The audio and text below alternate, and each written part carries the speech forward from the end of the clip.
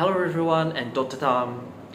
Today I'm going to demonstrate some basic rules of 4-part writing, also known as SATB, which stands for soprano, alto, tenor, and bass. Today I will focus on 4 important aspects, which are vocal range and spacing, note doubling, and also some common mistakes like parallel fifths, octaves, and overlapping. Without further ado, let's get started. First, let's look at our vocal range and spacing.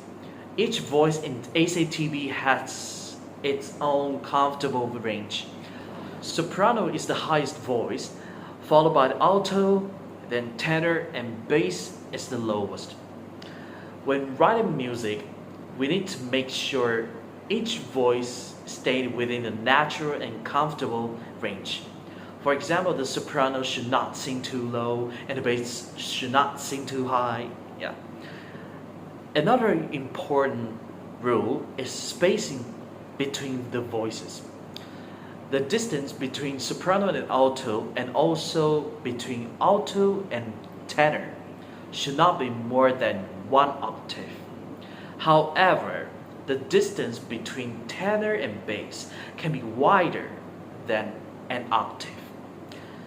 This helps the harmony sound more balanced, clear, and not too crowded. Also, we should avoid voice crossing, where a lower voice goes higher than a higher voice, because it can make the parts sound confusing. Next, let's talk about note doubling. In SATB, we have 4 voices but only 3 notes in the chord, so we need to double 1 note. For example, in the C major chord, the notes are C, E, and G. In root position and first inversion, we usually double the root, which is C. But in second inversion, we double the fifth, which is G. We normally avoid doubling the third because it can make the chord sound less stable. So overall, doubling the root is the safest and most common choice.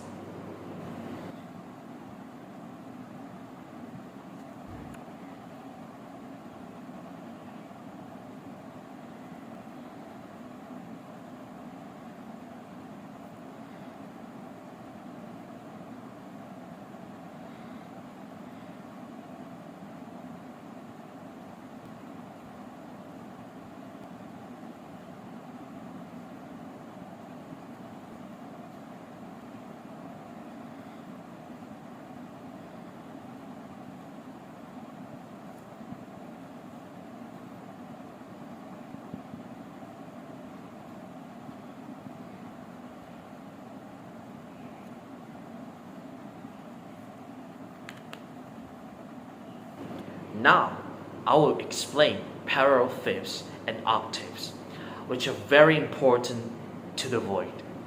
Parallel fifth happens when 2 voices move in the same direction, and the distance between them stays a perfect fifth. Parallel octaves are the same idea, but the interval is an octave. This is not allowed because it makes the 2 voices sound like they're moving together as one voice, instead of being independent. In SATB writing, each voice should sound like its own melody, so we must avoid this. To prevent this, we can use different types of motion, such as contrary motion, where voices move in opposite directions. Next is overlapping. Overlapping happens when one voice moves into the previous note of another voice.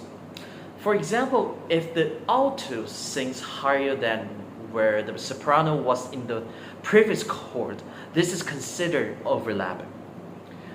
This should be avoided because it makes the voice parts unclear and confusing. Lastly, we have indirect overlapping. This happens when two voices move in the same direction, and one voice enters the range of another voice, but not exactly the same note. Even though it is less obvious, it can still affect the clarity of the voices, so we should try to avoid it as well.